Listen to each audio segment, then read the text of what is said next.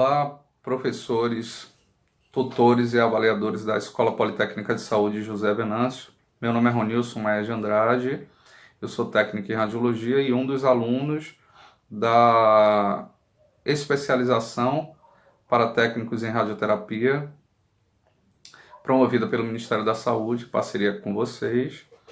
Eu sou da segunda turma, da turma aqui de Salvador, e venho através desse vídeo tentar responder e cumprir com a segunda atividade, atividade 2, do eixo 2 do curso de especialização.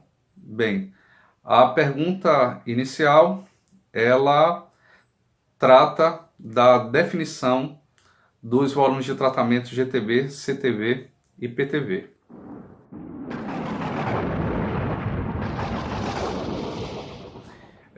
GTV, CTV e PTV são volumes relacionados à definição da área de tratamento do paciente que são definidos pela ICRU.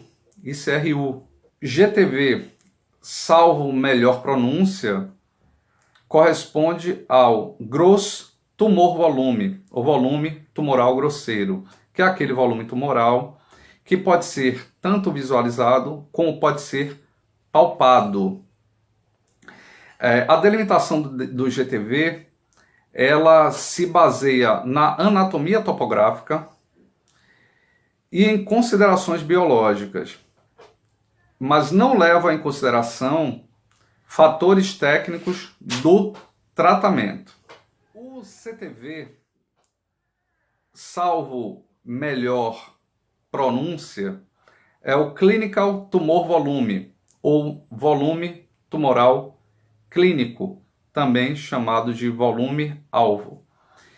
Ele corresponde ao volume de tecido que integra também o volume tumoral grosseiro e também considera a presença de doença maligna chamada de subclínica, que são aquelas células um pouco dispersas do volume central, que estão ali próximas, mas que não estão necessariamente conectadas àquela massa tumoral visível ou palpável.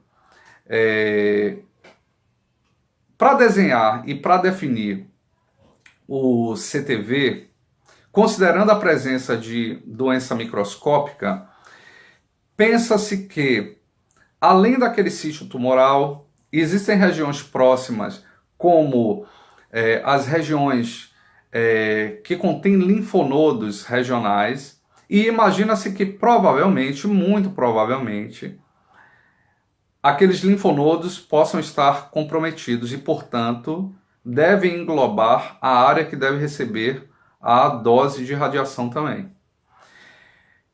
Quando esse CTV é definido, no planejamento, deseja-se que todo esse volume ele receba a dose que o médico prescreve. Portanto, se o médico acredita que, para tratar uma determinada doença, deva-se incidir radiação sobre aquela área, aquele volume que deve ser tratado, quando ele decide aquela área, ele também determina que, por exemplo, se for um valor de 60 grays ou 6.000 centigrays, que toda aquela área que foi delimitada, ela receba efetivamente 60 grays ou 6.000 centigrays. Então é importantíssimo que o CTV, esse volume, ele receba a dose que o médico definiu e achou que era necessária para erradicar a doença.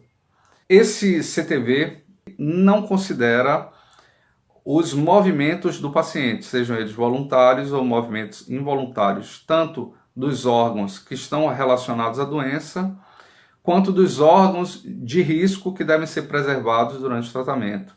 Então, o movimento que introduz ou retira esses órgãos, ele não é considerado na definição do CTV. O PTV, salvo melhor pronúncia, o Planning Target Volume, ele considera tanto o GTV quanto o CTV e traz uma margem de segurança que considera os movimentos do paciente.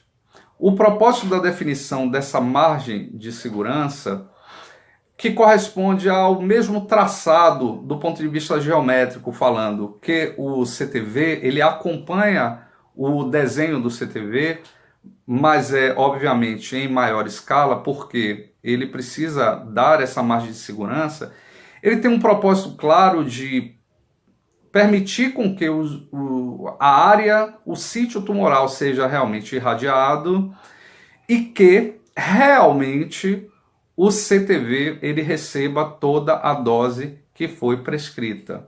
Então, quando se define o PTV, define-se o PTV considerando o formato do CTV e dando-se essa margem de segurança que vai garantir que o GTV e que o CTV estejam incluídas durante o tratamento que o paciente vai se submeter. Pergunta 2, que pede que falemos sobre posicionamento e sobre acessórios utilizados para tratamentos de laringe, mama e colo uterino.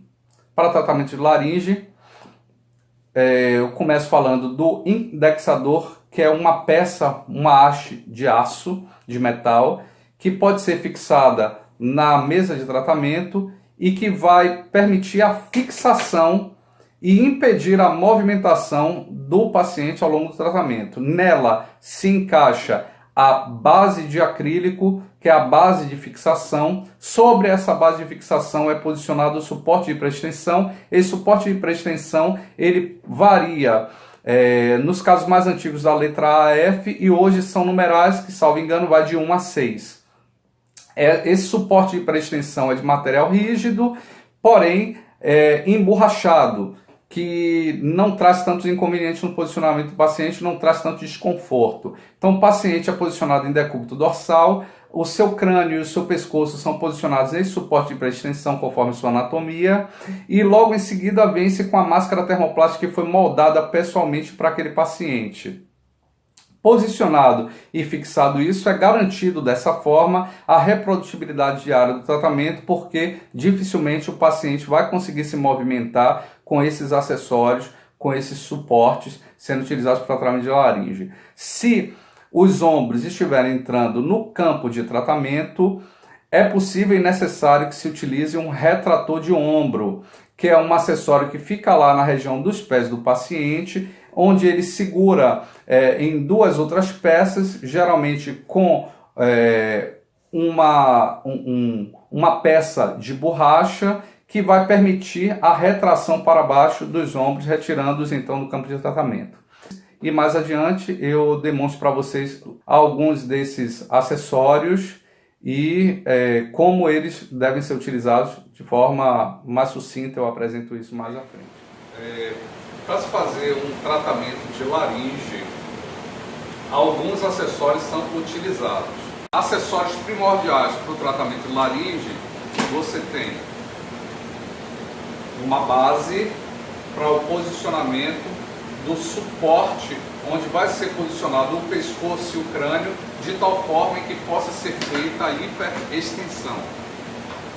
Então esse suporte é chamado suporte de hiperextensão, que tem alguns pinos e algumas travas para segurar, para firmar o posicionamento da máscara termoplástica, que é confeccionada pessoalmente para o paciente e que vai ser encaixado desta maneira.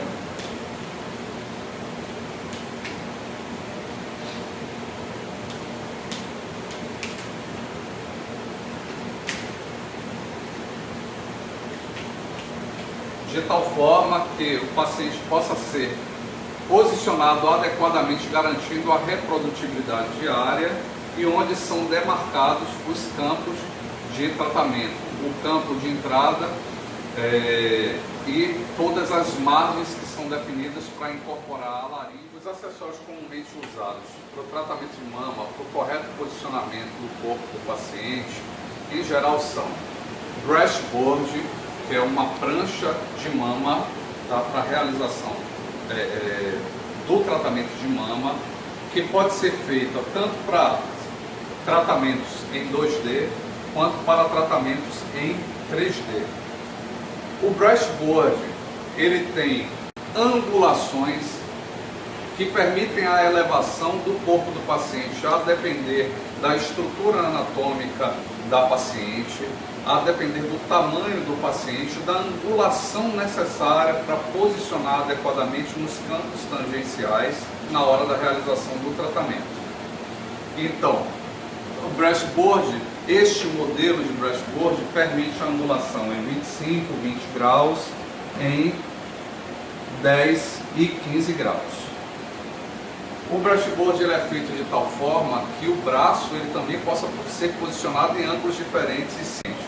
Então você tem uma elevação do braço do paciente com essas graduações que vão desde menos 30 até 50, onde se eleva de forma superior o braço do paciente, e de forma anterior existe também uma elevação que neste modelo de Breastboard tem uma graduação que vai de 1 até 13, 14. Então é fixado, posicionado o braço desde a simulação do paciente, e superiormente aqui nós temos pontos de referência para que o paciente possa empunhar essa peça daqui e ajudar na fixação e posicionamento do braço durante todo o tratamento. Então que vai nesse modelo de 1 a 6. O Breastboard também tem um suportezinho para o posicionamento da cabeça do paciente durante o tratamento, onde o paciente fica absolutamente adaptado à prancha e posicionado corretamente para o desenvolvimento do tratamento. Outras formas de se realizar e outros acessórios que são usados principalmente para a mama 3D, em função tanto do posicionamento na simulação no tomógrafo, quanto do posicionamento também no equipamento evitando choques, o outro acessório é o chamado suporte EIT, que também pode ser utilizado para outros tratamentos, como o posicionamento de esôfago. Então ele coloca e encaixa o suporte de hiperextensão, o paciente é posicionado, coloca as mãos para trás, segurando aqui, e se pode realizar também o tratamento de mama em 3D com o uso desse acessório aqui. Existem outros acessórios que a instituição não dispõe, mas para tratamento de mama, por exemplo, em decúbito ventral com a mama pendente, existem outros tipos de acessórios que infelizmente nós não dispomos aqui, mas que é possível também, são possíveis de serem utilizados para a realização do tratamento. Para a realização do tratamento de colo uterino, os acessórios comumente usados, já que o posicionamento em geral é com o paciente em decúbito dorsal, e os tratamentos geralmente de colo uterino, eles são campos antero-posteriores e campos laterais, o posicionamento em geral é muito simples. O paciente se deita, ela posicionada em decúbito dorsal, com os braços sobre o peito, as pernas são esticadas, e para dar um suporte ao posicionamento, para que a perna fique adequadamente posicionada, um suporte para os pés, onde os pés são encaixados, fixados, e evita-se o movimento da paciente durante o tratamento e uma possível mudança de posicionamento. Então, basicamente, é isso que é feito para um tratamento de colo uterino.